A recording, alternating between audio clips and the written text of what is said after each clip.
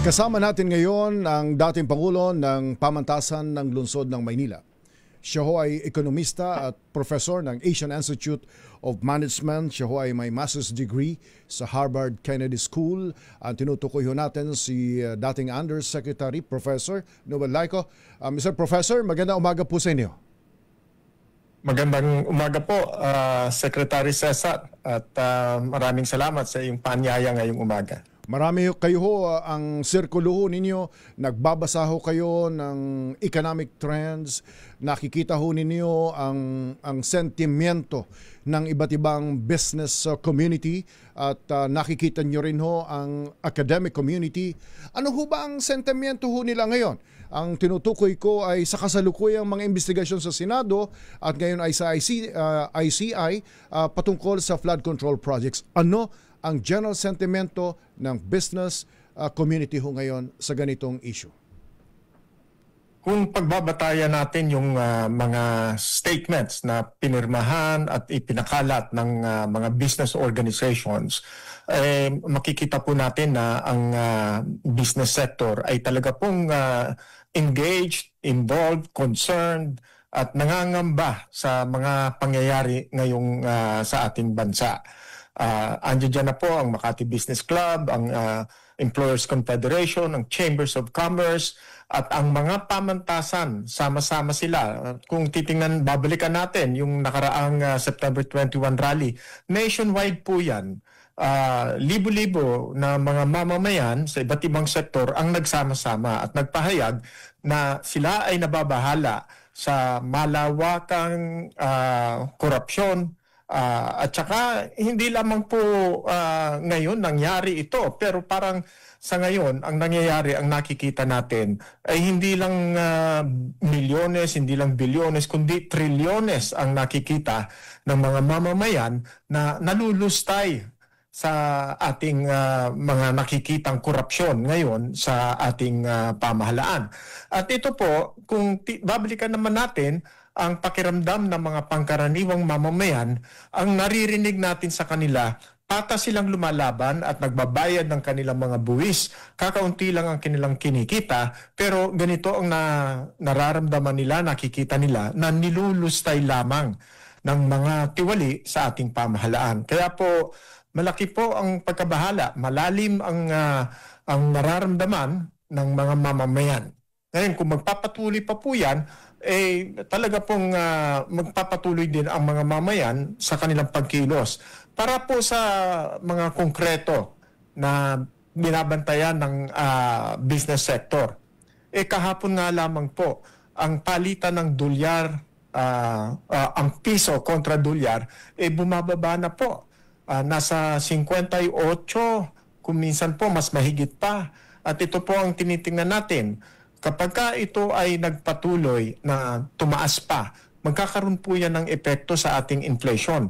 Ang ibig sabihin yan, yung ating mga pangunahing bilihin ay magtataasan ng presyo. Dahil malaki po ang importation na ginagawa natin at ang pinambabayad natin ay dolyar na binibili natin ng piso. Kung kaya po pagka lumakas o ang dolyar, humina ang piso, malaking epekto po yan sa ating pong bulsa, lalong-lalo na po ng ating mga mamamayan.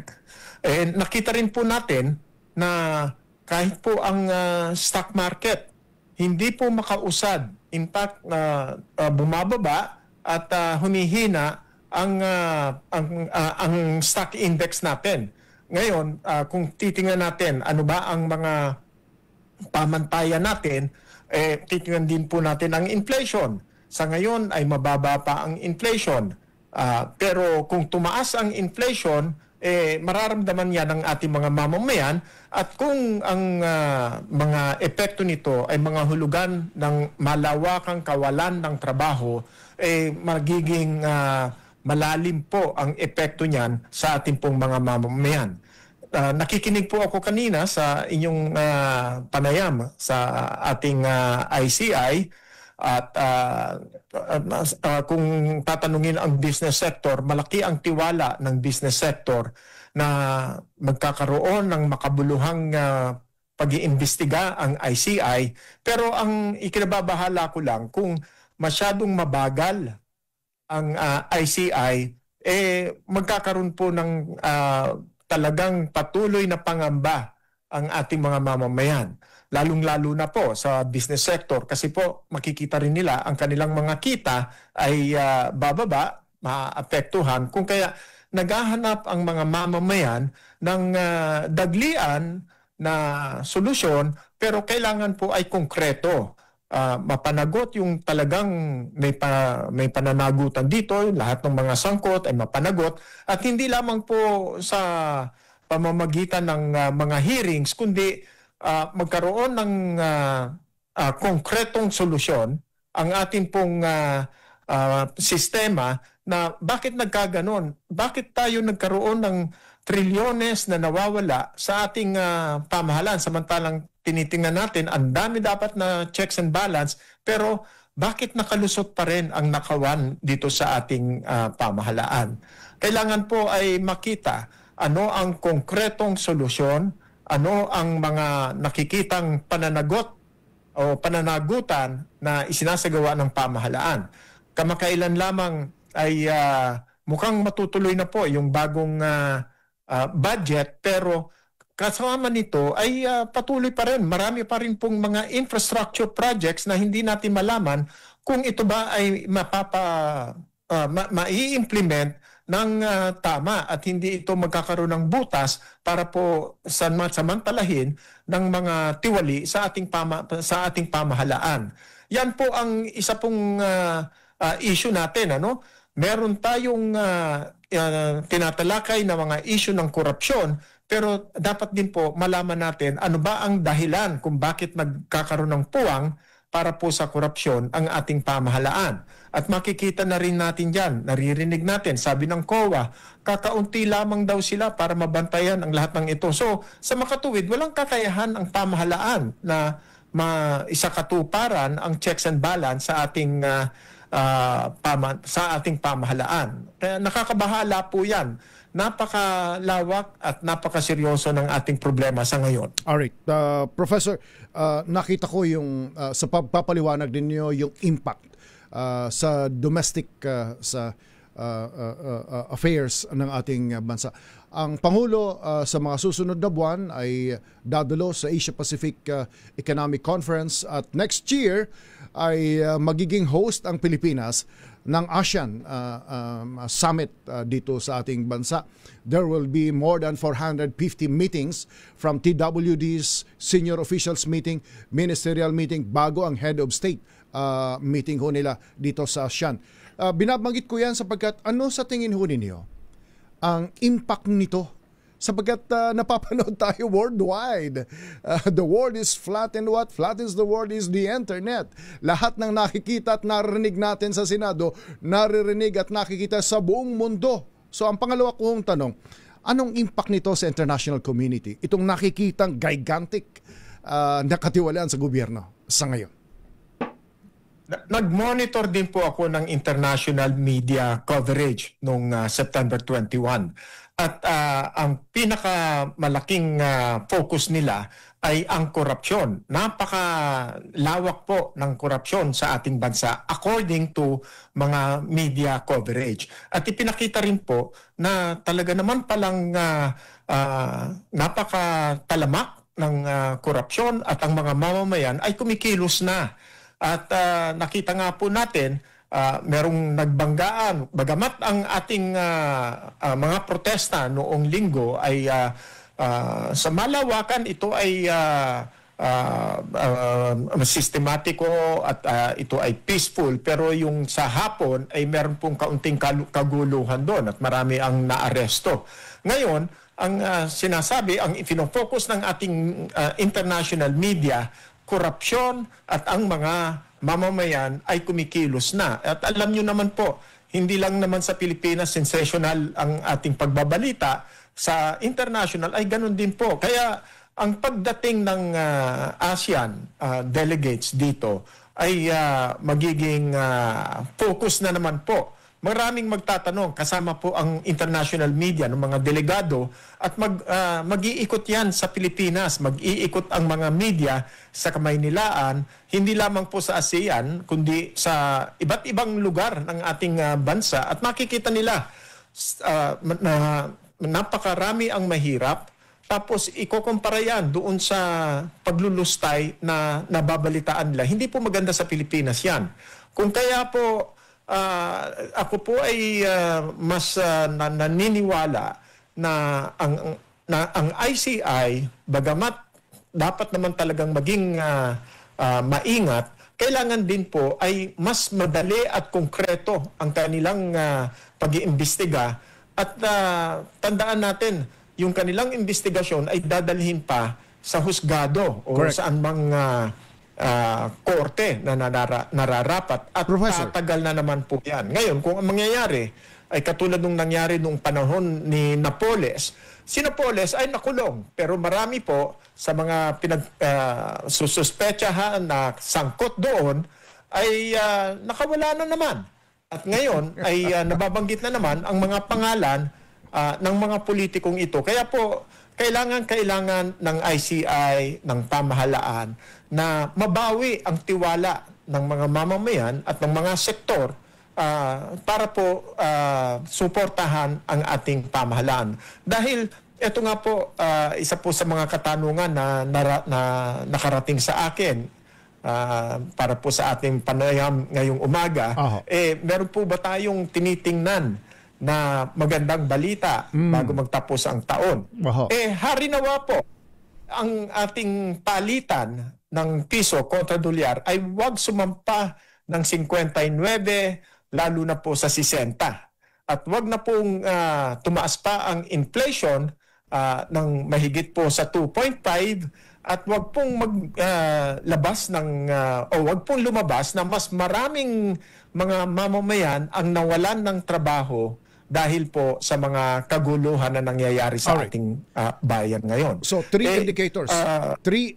Napaka-importante po. 3 indicators na wag lumagpas sa 59, yung palitan ng piso at dolyar. Pangalawa, yung inflation rate, wag nang tumaas sa 2.5%. At pangatlo, yung unemployment and underemployment, wag na. You're saying, yung balitang ito, posibleng may direct impact. Are you also saying, Professor, itong mga nangyayaring ito, nababasa natin ng nakalipas na ilang linggo, maaring maramdaman natin ang impact nito sa ekonomiya? Say, in the next few months? Ay, opo. Ngayon pa lang po, nararamdaman na natin yan. At yung halimbawa po, ang government spending, dahil po sa nangyayaring katiwalian, o na pinagsususpetsahang katiwalian, bumagal po yan. Yung iba pong public spending natin sa infrastructure, bumagal o kaya ay natigil, kung kaya po sa GDP natin magkakaroon ng reflection yan. Ngayon po, doon sa ating pong consumption, magkakaroon din po ng epekto yan. At doon sa mga investments, na balitaan din po natin, nabasa natin, na ang real estate po ay tinatamaan na, lalo na po doon sa mga high-end. Mukhang nagpipigil ngayon ang mga mamimili na pumasok doon sa mga investments na yon, at baka mapagkamalan silang mga kontratista. Kung kaya po nagpipigil sila, at magiging masama po yan para sa ating pong kabuhayan. Alright. So ngayon nga po, ang binabantayan natin dito, public spending definitely will be down. And therefore, ang epekto nito sa GDP growth rate natin sa mga susunod na buwan ay babagal din. Yan po ang aking palagay. Maaring mali po ako, sana naman ay mali, pero kung ganun po ang nangyayari na mismong public spending, investments are being held up, malaki po ang epekto niyan sa ating GDP. Lalabas po ang ating GDP growth rate natin ay I think September, sa katapusan ng buwan. Ngayon sa susunod na buwan ay magkakaroon ng numbers na Professor, ipapalabas ng anong Philippine acceptable Statistics Authority. Anong acceptable sa inyo? 5.5? Pag bumabaho sa 5.5, Ano ho ang acceptable sa inyo? Is 5.5 reasonable o may epekto na ho yan? May epekto na po yan. Dahil ang target natin ay 6%. Pero ibinaba na po yan hanggang 5.6. Ngayon, ang sapantahan natin dahil sa mga nangyayaring ito, maaari po ba yung bumaba pa sa 5.6 at pagka bumaba pa sa 5.5, halimbawa po, nag 5.4 yan, talaga pong magulo na ang isip ng mga mamamayan. Hindi na po katanggap-tanggap yan. Right. Professor, palagay ko kailangan ko ng 1 oras sa inyo sa susunod na palatuntunan because in fact, mayroon lang kasi akong susunod na guest. Ang gusto kong itanong yung impact by 2026, 2027, kung ako ay foreign lender, kung ako ay official development assistance, halimbawa, from JICA Asian Development Bank, from the World Bank and from private international institutions, magpapautang ako sa private sector o sa gobyerno. Sige nga, pakisagot nga ho yan. Ano sa tingin nyo ang mararamdaman nila? Yung iba naman ay multi-year ang obligation nila, therefore nandyan na yan. Paano yung mga bago? Ay karamihan pati rito, may kinalaman sa infrastructure. So, sige nga ho, Professor, anong tingin ho ninyo ang sentimento ng mga foreign lenders ho natin by this time, habang napapanood nila at nababasa nila ang nangyayaring yan sa Senate Blue Ribbon Committee? Ang mga multilateral agencies, meron po silang investment policy. Political risk is a major consideration. So, kung ang bayan ay nagkakaroon ng matinding political disruption or disturbances, factor po yan para i-consider. Tingnan po natin, balikan natin, ang Korea. Nag-withdraw sila at sabi naman ng ating Department of Finance, talaga naman pong nag-withdraw na. Pero hindi po yan dapat ipagwalang bahala dahil kung ano ang ginawa ng Korea, ganun din po ang iniisip ngayon ng ADB, ng World Bank dahil meron silang investment risk policy. Political risk or political destabilization is a major factor. At kung makita pa na ang ating pong mga economic indicators, ang ating GDP, ang ating inflation, ang unemployment, bumababa o kaya po ay hindi maganda, mag-aatubili sila na magpautang, lalong-lalo na po sa infrastructure financing. Alright. At hindi po dapat yan ipagwalang bahala ng pamahalaan dahil kung wala ang infrastructure financing ng mga foreign assisted or mga foreign agencies, mahihirapan po sila. Alright. Tapos ngayon po, nakikita na ang budget natin, napakalaki na po ang ating pambayad, ang ina-allocate para po sa pambayad ng ating utang. Alright. So pagka nagbabayad tayo ng utang, ibig sabihin yan, malaki ang ating pondo na hindi natin nagagamit para sa edukasyon, sa healthcare, at sa ating pong mga social services. Okay. Malaking issue po ito at I think ang Pangulo, ang buong pamahalaan ay araw-araw pinag-iisipan po yan. Paano natin matutugunan sa ating pong mga multilateral agencies na tumutulong sa ating pamahalaan para pondohan ang ating mga projects, paano natin makukumbinse na we are still a good country to invest in. Okay. Mahirapan po tayo niyan, kaya po kailangan ay magkaroon tayo ng kagyat, definitive at konkretong mga solusyon sa ating pong mga suliranin ngayong mga panahong ito. Alright, Professor Noel Leco, dating Pangulo ng Pamantasan ng Lungsod ng Maynila, nagtuturo sa Asian Institute of Management, dating Undersecretary. Maraming pong salamat sa perspectives na ipinagkalubho ninyo sa ating palatuntunan sa umagang ito. Happy weekend po sa inyo. Maraming salamat po, Secretary, at happy weekend sa atin. Bagamat ganun ang nangyayari sa atin, magiging masaya pa rin tayo sa ating damdamin. Thank you, sir.